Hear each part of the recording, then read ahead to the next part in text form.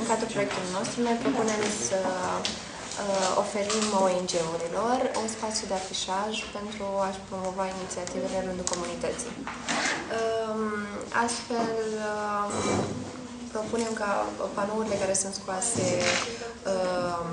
în perioada electorală să fie scoase pe tot parcursul anului și ONG-urile, în schimb unei taxe de 50 de lei, care va fi care se va duce la primărie, să își poată afișa, să-și promoveze evenimentul, iar pe fiecare afiș se afle un număr de înregistrare dat de către primărie, iar banii aceia de 50 lei vor fi luați pentru îngrijirea panourilor și pentru plătirea angajatului primăriei.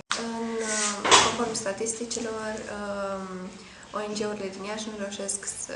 Sunt 180 de ONG-uri și ei reușesc să-și facă promovare numai prin intermediul platformelor online, deși asta are un mare dezavantaj.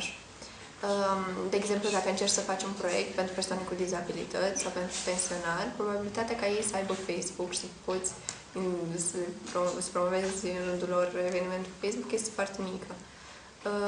De asemenea, platforme precum mănoraș.ro sau alte platforme care anunță evenimentele nu promovează decât spectacole, festivalurile, clubbing și competițiile sportive. Așa că, dacă ar fi un eveniment social, acela nu ar putea fi promovat pe site-ul respectiv. În schimb, mai există câteva platforme destinate ONG-urilor, deși nu sunt foarte vizitate de către oamenii care nu sunt în domeniile respective de activitate.